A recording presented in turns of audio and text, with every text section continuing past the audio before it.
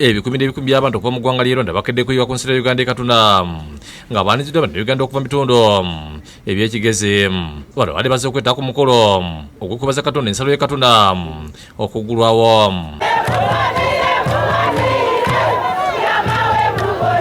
Bayimbye ennyimba eziraga nti Uganda Rwanda baluganda era bazinya amazina okwoleka essanyu lye balina okulaba nga mawanga gazzeemu okulagana. Omugenyi omukulu abadde omwozi wa pulezidenti ku bikwekweta ebingi Olugendo Muhoozi Kayini Lugaba mu kutuuka e Katuna nga lina abakugu okuva e Rwanda basimbye emiti egy'ekijjukizo era abatongozi jinja bagenda okuzibwa akatale akabuddwa Museveni Kagame mu nkola ewa Sseruganda.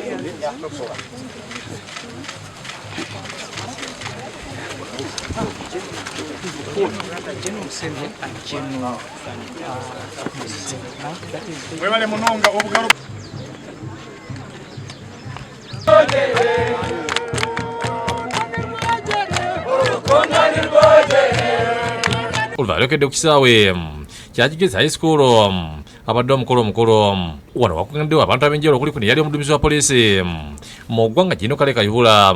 Bannaddiini basabidde enkolagana mu mawanga gombi era bazza abakulembeze b'amawanga gombi okuli Pulezidenti Yoweri Museveni ne Pulezidenti Paul Kagame ssaako ne Jino Muhoozi olw'okulaba ng'enkolagana eno egenda mu maaso. Perezida wa Repubulika ya Uganda Yoweri Kaguta Museveni na nyakubahwa Paul Kagame Perezida wa Repubulika y'u Rwanda kubera yuko babyaye umwana ufite ubwenge. Baza abavubuka olw'obwokezi bamulazi nebaza abantu ab'enjawulo abakulembedde okuteeka omukolo guno okubadde Toyota ne Baramu Barugahara asaba abavubuka okwekuuma endwadde n'abasaba okwogera enteekateeka za gavumenti ez'enkulaakulana. We request you, the youth, to be more active in your communities.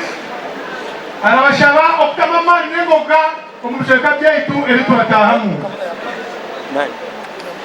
You should be more active in monitoring government programs in your communities. Ategeeza nti okuggulwa kw'ensalo ya Uganda Rwanda kwayongera okusitula ebyenfuna. Ategeeza nti gavumenti ng'eyita mu musiga nsimbi yakozesa amakulu mu kitundu kino kyongere emirimu eri abantu. Which is about to start a steel industry here in Kabale. Kandi betegwire okutandika amakolero 15 omuli Kabale Kigezi. Obugalo bw'amaanyi akweto.